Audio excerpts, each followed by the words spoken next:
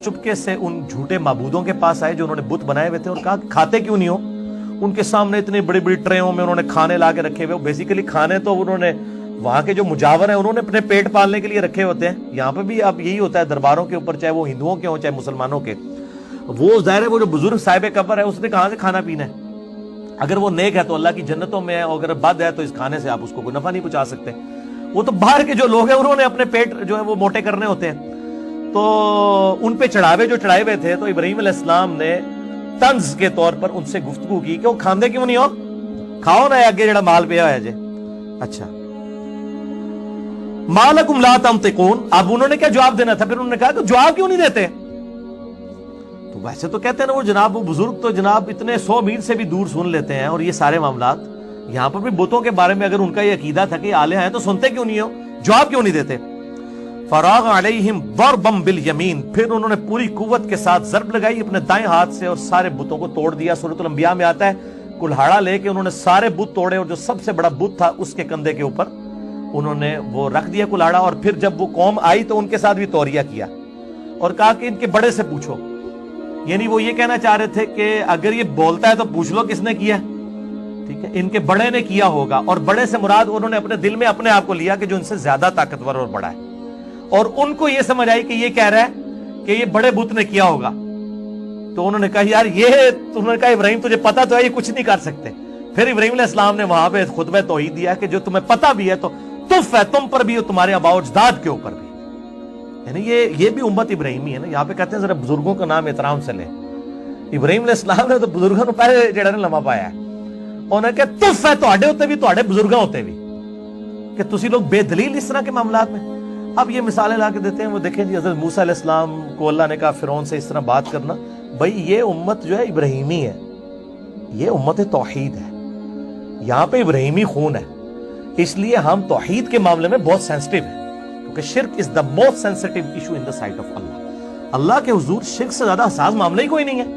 Categorical Quran हकीम में सूरत निसा की आयत नंबर 48 और 116 में मेंशन हुआ इन्नल्लाह ला यगफिरु अन युशरक बिही व यगफिरु मा दून ज़ालिका लिमन यशा। बेशक अल्लाह शिर्क को कभी माफ नहीं करेगा, इसके अलावा हर गुनाह माफ कर देगा, वो भी ओपन लाइसेंस नहीं, जिसके लिए चाहेगा।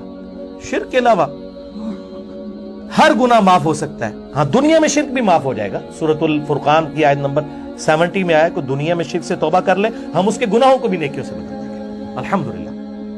बहरहाल तौहीद और शिर्क के हवाले से अल्हम्दुलिल्लाह हजारों लोगों की अकीदा तौहीद की इस्लाह का सबब बनने वाला मेरा एक लेक्चर है, मसला नंबर 3, दुआ सिर्फ अल्लाह ही से, और उसी की एक्सटेंशन है वसीला और तवस्सुल के सही अहकाम व मसाइल, मसला नंबर 43।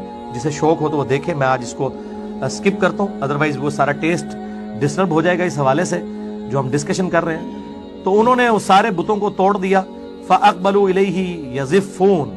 तो वो सारे वो मेले से जब रंगरलियां बना के वापस आए दौड़ते हुए, क़ाला अतअबुदून मा तनहितून। आपने फरमाया क्या तुम पूजते हो इन्हें जिन्हें तुम खुद तराशते हो। वल्लाहु खलक़कुम वमा तअमलून। जबकि अल्लाह ताला ने तुम्हें भी पैदा किया है और जो कुछ तुम पैदा करते हो उसका भी अल्टीमेट खालिक अल्लाह है। यानी ये जो बुत तुमने तराशे हैं इसके लिए पोटेंशियली ताकत किसने दी है? अल्लाह ने। इसे मसला तकदीर के चक्कर में नहीं डाल देना चाहिए। बाद लोग उस तरफ भी, कदरिया जो जबरिया, वो उस तरफ चले गए कि हम जो ज़िना भी करते हैं, नाऊज़ु बिल्लाह, बुराई भी करते हैं, तो इसका खालिक भी अल्लाह है। तो वो इस आयत से लेते हैं कि अल्लाह ने तुम्हें भी पैदा किया और जो तुम आमाल करते हो उसका खालिक भी अल्लाह है। हालांकि इसे दिक्कत नजर से देखें, इसमें बुतों के कॉन्टेक्स्ट में बात हो रही है कि जो कुछ तुम कर रहे हो तुम्हें भी अल्लाह ने पैदा किया, और जो तुम्हारे आमाल हैं यानी इन बुतों को जो तुमने तराशा है, ये पोटेंशियली ताकत किसने दी थी? अल्लाह ने। तो दर हकीकत अल्लाह खालिक है। तुम्हें चाहिए था अल्लाह को पूछते, उसकी ताकत से बजाय उसके मुकाबले पर बुत तराशने के अल्लाह के सामने सर तस्लीम खम करते। ये इसकी अप्रोप्रिएट तशरीह बनेगी। क़ालू ब्नू लहू बुनियाना। उन्होंने अब क्या करना था, उन्होंने कहा जी खोदो इसके लिए बड़ी सी एक जो है वो जमीन में आतिशकदा बनाओ। फ़ाल्क़ूहु फ़िल जहीम। फिर उसे उस आग में फेंक दो। फ़अरादू बिही कैदा। उन्होंने तो चाहा था आपका बुरा करना। फ़जअलनाहुमुल अस्फ़लीन। लेकिन वही खुद ज़लील ख्वार हो गए। वो सूरतुल अंबिया में आता है, अल्लाह ने कहा कि हमने हुक्म दिया ए नार ठंडी हो जा इब्राहिम पर और सलामती बन जा। इतनी ठंडी ना हो जाए कि उनको ठंड लगना शुरू हो जाए, सलामती वाली ठंडी हो जाए। اور وہ آگ ٹھنڈی ہو گئی. اتنی بڑی آگ جلائی تھی انہوں نے. اور صحیح بخاری میں اس کانٹیکسٹ میں ایک حدیث ہے کہ سیدنا عبداللہ ابن عباس کہتے ہیں رضی اللہ تعالیٰ عنہ کہ ابراہیم علیہ السلام کو جب آگ میں پھینکنے لگے تھے تو انہوں نے اس وقت پڑھا تھا حسبنا اللہ و نعم الوکیل. ہم نے اللہ ہی پر بھروسہ کیا, ہمیں اللہ ہی کافی ہے اور وہی بہتر کارساز ہے. اور تمہارے محبوب صلی اللہ علیہ وآلہ وسلم بھی ہر مشکل اور پریشانی میں کہتے تھے حسبنا اللہ و نعم الوکیل.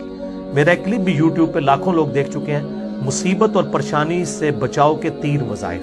حسبنا اللہ و نعم الوکیل, یا حی یا قیوم برحمتک استغیث, اور لا الہ الا انت سبحانک انی کنت من الظالمین. احادیث کے ریفرنسز کے ساتھ میں نے ڈیٹیل سے ڈسکس کیے, میں نے صرف اشارتاً بات کر دی.